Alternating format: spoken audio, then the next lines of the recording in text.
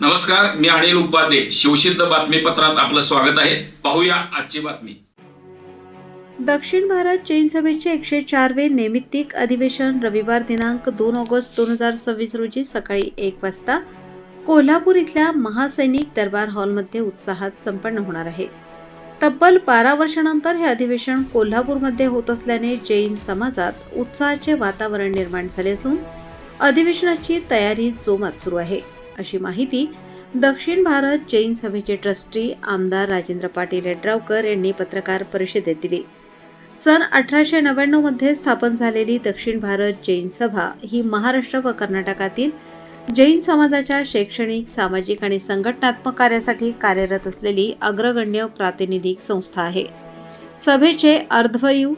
शाहू संस्थानचे दिवाण छत्रपती शाहू महाराजांचे निकटवर्तीय तसेच मुंबई प्रांताचे पहिले अर्थमंत्री दिवाण बहादूर अण्णासाहेब रठ्ठे यांच्या दूरदृष्टीतून सभेच्या कार्याला भक्कम दिशा मिळाली. छत्रपती शाहू महाराजांनी दसरा चौक कोल्हापूर इथली जागा दिगंबर जैन बोर्डिंग कोल्हापूरसाठी 1901 साली बहाल केली, म्हणून सभेची पहिली शाखा कोल्हापुरात सुरू झाली. छत्रपती शाहू महाराजांचे पहिले इंग्रजी चरित्र लिहिण्याचा मानही त्यांनाच मिळाला. त्यामुळे कोल्हापूरशी सभेचे ऐतिहासिक, वैचारिक आणि भावनिक नाते अधिक दृढ आहे. दक्षिण भारत जैन सभेचे ट्रस्टी आमदार राजेंद्र पाटील यड्रावकर यांच्या मार्गदर्शनाखाली आणि सभेचे अध्यक्ष भालचंद्र वीरेंद्र पाटील यांच्या नेतृत्वाखाली गेल्या वर्षभरात सभेच्या कार्याला नवी गती मिळाली आहे, असे मत चेअरमन संजय शेटे यांनी व्यक्त केलं. यावेळी पुढे बोलताना आमदार राजेंद्र पाटील यड्रावकर म्हणाले की संस्कार, शिक्षण, आरोग्य, शेती आणि उद्योग या पंचसूत्री कार्यक्रमावर विशेष भर देत विविध उपक्रम राबवण्यात आले आहेत. त्याचबरोबर शेतकऱ्यांसाठी कृषी समिती, उद्योजकांना व्यासपीठ उपलब्ध करून देणारी जैन नेक्स्ट रूपाने जैन चेंबर ऑफ कॉमर्स तसेच सहकार क्षेत्राला चालना देण्यासाठी सहकार समिती या नव्या शाखांची स्थापना करण्यात आली आहे. सभेच्या प्रथमाचार्य श्री शांतीसागरजी शैक्षणिक दत्तक पालक योजनेला समाजातून उत्स्फूर्त प्रतिसाद मिळत असून आर्थिकदृष्ट्या गरजू व होतकरू विद्यार्थ्यांच्या उच्च शिक्षणासाठी हा उपक्रम आधारवड ठरत आहे. या अधिवेशनामध्ये गेल्या वर्षभरातील सभेच्या विविध उपक्रमांचा आढावा, आगामी वर्षासाठीचे संकल्प, समाजहिताच्या योजना आणि भावी कार्याची दिशा निश्चित करण्यात येणार आहे. अधिवेशनात कोल्हापूरचे खासदार श्रीमंत छत्रपती शाहू महाराज, पालकमंत्री तथा आरोग्यमंत्री नामदार प्रकाश आंबेडकर, वैद्यकीय शिक्षण मंत्री नामदार हसन मुश्रीफ, उच्चतंत्र शिक्षण मंत्री नामदार चंद्रकांत दादा पाटील यांची प्रमुख उपस्थिती लाभणार आहे. तसेच आजी, माजी, खासदार, आमदार आणि विविध क्षेत्रातील मान्यवर उपस्थित राहणार आहेत. अधिवेशनाची तयारी जोमात सुरू असून दक्षिण भारत जैन सभेचे केंद्रीय पदाधिकारी, विभागीय पदाधिकारी, दिगंबर जैन बोर्डिंग कोल्हापूर जैन, श्राविकाश्रम पदाधिकाऱ्यांसह सभेच्या सर्व शाखांचे पदाधिकारी आणि कार्यकर्ते अधिवेशनाच्या यशस्वी आयोजनासाठी अहोरात्र परिश्रम घेत आहेत. महाराष्ट्र व कर्नाटकातील जैन समाज बांधवांनी मोठ्या संख्येने उपस्थित राहून दक्षिण भारत जैन सभेचे 104वे नैमित्तिक अधिवेशन यशस्वी करावे असे आवाहन सभेच्या पदाधिकाऱ्यांनी यावेळी केले आहे. पत्रकार परिषदेस अध्यक्ष भालचंद्र वीरेंद्र पाटील, केंद्रीय उपाध्यक्ष doctor Raosaheb ji Patil, chairman Sanjay Dhanpal Shete, vice chairman अभिनंदन रावसाहेब पाटील, मुख्य महामंत्री अनिल आप्पासाहेब बागणे, खजिनदार बाळासाहेब पाटील, संघटन मंत्री शशिकांत राजोबा, ट्रस्टी सुरेश जयकुमार रोटे, उपाध्यक्ष रवींद्र पाटील, महामंत्री श्रेणिक पाटील, महिला महामंत्री सौ सरोजिनी खोत, अधिवेशनाचे स्वागताध्यक्ष अनिल आपगोंडा पाटील आदी उपस्थित होते.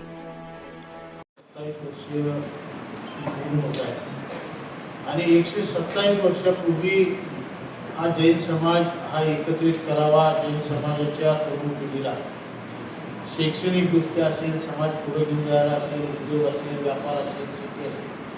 त्या सगळ्यामध्ये समाजाच्या ज्या अडीअडचणी असतील त्या सोडवण्यासाठी आणि समाजाला ज्या समाजातल्या येणाऱ्या अडचणी त्या सगळ्या सोडवण्याच्या हेतूने दक्षिण भारत जैन सभेची स्थापना त्या काळामध्ये दिवाण बांधव अण्णासाहेब लोटेंच्या माध्यमातून आणि त्याचबरोबर अनेक त्या काळातल्या सगळ्या सहकार्याच्या माध्यमातून त्या दक्षिण भारत जैन सभेची स्थापना झाली. आणि श्रीमंत छत्रपती शाहू महाराज असतील किंवा समाजातल्या अनेक ग्रामसेवक लोकांनी ज्या त्या ठिकाणी स्थानिक त्या काळामध्ये पूर्वीच्या काळामध्ये दळणवळणाची साधनं नव्हती. अनेक ग्रामीण भागातली मुलं ही शिक्षणासाठी म्हणून शहराच्या ठिकाणी येत होती आणि त्यावेळेला मग त्यांना राहण्याची कुठं सोय अशा सगळ्या अनेक अडचणी येत होत्या. त्यावेळेला ह्या दक्षिण भारत जैन सभेचं आज सुद्धा हे जे आपण ज्या ठिकाणी ज्या वास्तूमध्ये बसतो त्या ठिकाणी सुद्धा शाहू महाराजांनी ही बोर्डिंगच्या रूपानं स्थापन केली. त्याचबरोबर सांगलीला सुद्धा आपण त्या ठिकाणी बोर्डिंग, बेळगाव, हुबळी असेल अशा अनेक ठिकाणी त्या एकंदरीत विशेषतः महाराष्ट्र आणि कर्नाटकमध्ये अनेक भागामध्ये वेगवेगळ्या मोठ्या हुबळीमध्ये असेल, बेळगावमध्ये असेल अशा अनेक ठिकाणी संभाजीनगर असेल, आता पुण्यामध्ये आहे, अशा अनेक ठिकाणी ह्या बोर्डिंगची स्थापना करून समाजातली मुलं पिढी ही सुशिक्षित करावी, त्यांना पुढे घेऊन जावं, त्यांना समाजाच्या मुख्य प्रवाहामध्ये आणण्याच्या भूमिकेत त्या काळामध्ये हे प्रयत्न झाले. पण अलीकडच्या काळामध्ये आपण एकंदरीत सगळे दळणवळणाची साधनं आता वाढली. आता केवळ आपण बोर्डिंग पुरतं मर्यादित की समाज ठेवून आता इथून पुढच्या काळामध्ये चालणार नाही ही भूमिका ठेवून दक्षिण भारत जैन सभेने समाजातले आज अनेक घटक असे आहेत की एका बाजूला जर समाजामध्ये जर बघितलं गेलं तर एकंदरीत सामान्य माणसाची भावना असते की जैन समाज हा तसा श्रीमंत समाज, समृद्ध समाज अशा पद्धतीची एक संकल्पना आहे. पण दुसऱ्या बाजूला असं जैन समाजातल्या अशा अनेक बाजू आहेत की जैन समाजामध्ये छोटे एक अर्धा एकर, पाऊण एकर असे असणारे सुद्धा ग्रामीण भागातला शेती व्यवसायावर अवलंबून असणारा सुद्धा समाज हा जैन समाजामध्ये हा सुद्धा एक घटक आहे. आणि त्यामुळं त्या मुलांना जर उच्च शिक्षण घ्यायचं असेल, इंजिनिअरिंग असेल, मेडिकल असेल अशा अनेक शिक्षणमध्ये घेत असताना सुद्धा आता शिक्षणाची एकंदरीत सगळा वाढलेला सगळा व्याप आणि शिक्षणाच्या सगळ्या वाढलेल्या फी ह्या सगळ्यावर जात असताना अनेक नुसत्या म्हणजे तारेवरची कसरत त्या सगळ्या पालकांची होती. आणि मग त्याला पर्याय म्हणून मग कुठंतरी त्याच्या येणारा त्याचं भवितव्य हे कुठंतरी खंडित पैशासाठी म्हणून त्याचं शिक्षण हे थांबतं आणि मग त्याचा सगळा होणारा प्रवास, त्याच्या जीवनाचा हा प्रवास खंडित होतो. आणि त्या दृष्टीनं पूर्वीच्या काळामध्ये दक्षिण भारत जैन सभा असेल, पूर्वीच्या काळामध्ये 5,000, 10,000 अशा पद्धतीची शिष्यवृत्ती ही समाजातल्या ह्या सगळ्या तरुण पिढीला ती उभा करण्यासाठी म्हणून त्या काळामध्ये मदत करायची. पण अलीकडच्या काळामध्ये दक्षिण भारत जैन सभेनं एक चांगल्या पद्धतीची संकल्पना मांडली की एकंदरीत त्या मुलाला एकूण जो येणारा खर्च आहे तो जरी संख्या वाढवण्यापेक्षा पैसे वाढवणे, संख्या वाढवण्यापेक्षा जो खरोखर गरज आहे त्या मुलाला मग ते लाख रुपये असेल, 2 लाख असेल, 3 लाख असेल, 5 लाख असेल, जो त्याचा येणारा खर्च आहे तो सगळा खर्च या दक्षिण भारत जैन सभेच्या सगळ्या शिष्यवृत्ती फंड त्यासाठी म्हणून स्वतंत्र फंड दक्षिण भारत जैन सभेने उभा केला. आणि आज जवळपास आज 30 मुलं त्यातनं आज खऱ्या अर्थाने शिक्षण घेत आहेत. जवळपास 4.25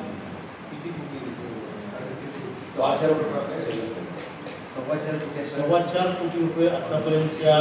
शिष्यवृत्ती फंडासाठी गोळा झाले. येणाऱ्या काळामध्ये त्यात अधिक भर कशी जे समाजातले जे सक्षम लोक आहेत त्यांच्या माध्यमातून हे पैसे आपण उपलब्ध करू. ते गरीब माणसांच्यापर्यंत म्हणजे समाजातला जो एक घटक समाजामध्ये सुद्धा 2 दरी आहे, एका बाजूला एक समृद्ध एक कुटुंब आणि एका बाजूला एक असक्षम कुटुंब, त्यातल्या ह्या दोन्हीतली दरी कमी करायचं काम तर दक्षिण भारत जैन सभेच्या माध्यमातून करून आज सुद्धा दक्षिण भारत जैन सभेनं हे केवळ नुसतं शिक्षणापुरतं समाजातली नवीन पिढी घडवण्याचं नव्हे तर समाजातला जो उद्योजक आहे, समाजातला जो व्यापारी वर्ग जो समाजामध्ये जैन समाजामध्ये त्याला सुद्धा एकत्रित करायसाठी म्हणून सुद्धा आपण एक ग्रुप ज्या पद्धतीनं जैन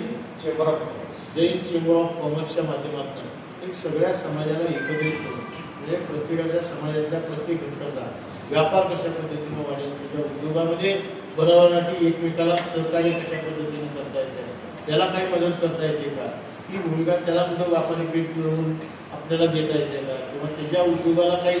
आर्थिक अडचणी आल्या तर त्याला कशा पद्धतीने मदत करता येईल, अशा पद्धतीनं व्यापार असेल, उद्योग असेल, समाजातल्या सगळ्याच घटकाला. आता दुसरा एक सेल आपण त्यावर्षी नुसतं युवक, महिला ह्या सेलपुरतं मर्यादित न राहता आता शेतकरी सुद्धा आपण आता एक घटक करू. शेतकऱ्यांना सुद्धा कशा पद्धतीनं कृषी क्षेत्रामध्ये आपल्याला मार्गदर्शन करता येईल त्या दृष्टीनं स्वतंत्र शेतकऱ्यांसाठी म्हणून सेल करू. त्यातनं शेतकऱ्यांना आर्थिक उत्पन्न कसं वाढवता येईल, या टेक्नॉलॉजीमध्ये काय त्याच्या आपल्याला नवीन करून त्यातनं त्याचं आर्थिक उत्पन्न सक्षमता त्या शेतकऱ्यांच्यामध्ये सुद्धा कशा पद्धतीनं वाढीला लागेल. महिलांच्यामध्ये सुद्धा गारमेंट पार्क करायचा उद्देश घेऊन आज दक्षिण भारत जैन सभा काम करते, जेणेकरून समाजातल्या अनेक महिला आज एकंदरीत वाढता खर्च जर समाजातला हे लक्षात घेतलं तर पुरुषाबरोबर आज महिलांनी सुद्धा आपलं हातभार लावणं हे आपल्या कुटुंबाला ते आता गरजेचं आहे. आणि म्हणून ह्याही परिस्थितीमध्ये गारमेंटच्या माध्यमातून काही महिलांना रोजगार देता येत होता. अशा पद्धतीनं केवळ नुसतं आता शिक्षण आणि शिक्षणापुरतं शिष्यवृत्तीपुरतं मर्यादित न राहता दक्षिण भारत जैन सभेनं आपला विस्तार हा वाढवण्याचा ठरवला आणि त्या दृष्टीनं अतिशय चांगल्या पद्धतीने ह्या गेल्या 8-10 वर्षामध्ये अतिशय चांगल्या पद्धतीने ह्या सगळ्या क्षेत्रामध्ये त्या दक्षिण भारत जैन सभेनं काम करण्याचा प्रयत्न आहे. आज या नैमित्तिक अधिवेशनाच्या माध्यमातून वर्षातनं एकंदरीत ह्या सगळ्या विभागातल्या समाजातला जो विभाग आहे, मग तरुणांसाठी मग वीर सेवा असेल, वीर महिला मंडळ असेल किंवा महिला परिषद असेल, अशा वेगवेगळे समाजातल्या ज्या शाखा आहेत त्या सगळ्या शाखा ह्या एकत्रित करून एक आपण नैमित्तिक अधिवेशन हे वर्षाला घेतो आणि त्यातनं त्रैवार्षिक अधिवेशन एक आपण घेतो. ते 3 वर्षांना प्रत्येक 3 वर्षांना आपण त्रैवार्षिक अधिवेशन घेतो आणि जेणेकरून याच्या माध्यमातून समाजामध्ये जे वर्षभर जी केलेली कामं आहेत किंवा समाज पुढे घेऊन जाण्यासाठी म्हणून काही लागणाऱ्या काही गरजा आहेत, काही कामं आहेत, हे सगळं एकत्रितपणानं करून घेऊन आज समाज कशा पद्धतीनं पुढे घेऊन जाता येईल हे बघण्याचं काम म्हणजे समाजाला पुढे घेऊन जाता समाजातला जो वंचित घटक आहे त्याला सुद्धा मुख्य प्रवाहामध्ये आणायचं काम हे दक्षिण भारत जैन सभेच्या माध्यमातून करण्याचा प्रयत्न दक्षिण भारत जैन सभेचे सर्व पदाधिकारी करतात. अनेक शाखा आता विस्तार या दक्षिण भारत जैन सभेचा होते. येणाऱ्या काळामध्ये शैक्षणिकमध्ये सुद्धा अतिशय चांगल्या पद्धतीचे योगदान जेणेकरून CBSEच्या किंवा इंटरनॅशनल IB बोर्डसुद्धा त्याच्या माध्यमातून सुद्धा शिक्षणामध्ये सुद्धा काही आपल्याला कायमस्वरूपी बोर्डिंगचं शिक्षण आपल्याला डे बोर्डिंग आणि बोर्डिंग अशा 2 प्रकारच्या शिक्षणामध्ये सुद्धा भविष्यामध्ये आपल्याला काय करता येते काय त्या दृष्टीने सुद्धा काही जागा ते आयडेंटिफाय करून ते जागासुद्धा एकत्र दक्षिण भारत जैन सभेनं घेतलेल्या येणाऱ्या काळामध्ये कोल्हापूर असेल, सांगली असेल, बेळगाव असेल, सगळ्या परिसरामध्ये त्या सगळ्या लोकांना आणि हे करत असताना केवळ जैन समाजात नाही तर केवळ इतर जैनेतर सुद्धा लोकांना जिथं जिथं काही मदत समाजाच्या वतीनं करता येईल ते सुद्धा करण्याची भूमिका मग प्रत्येकाच्या मग ते आता एखादा जर पेशंट असेल किंवा हे असेल तर कर्मवीर आरोग्य अभियान योजना म्हणून एक सेल स्वतंत्र काढतात जेणेकरून आरोग्याच्या सुविधा मग तो जैन असेल किंवा अजैन असेल सगळ्याच समाजातल्या जो आरोग्याच्या या सेवेपासून त्याला काही अडचणी असल्या तर त्याला त्या पद्धतीनं सुविधा देण्याचा प्रयत्न केवळ नुसतं समाजापुरतं न मर्यादित राहतात का आपला समाज आणि आपण समाजाचं जे देणं लागतं या सगळ्या भावनातून सगळ्या समाजासाठी जे काही करता येईल समाजहिताचं काम करता येईल सगळ्या समाजाबरोबर राहण्याचा प्रयत्न जे शाहू महाराजांनी आंबेडकरांच्या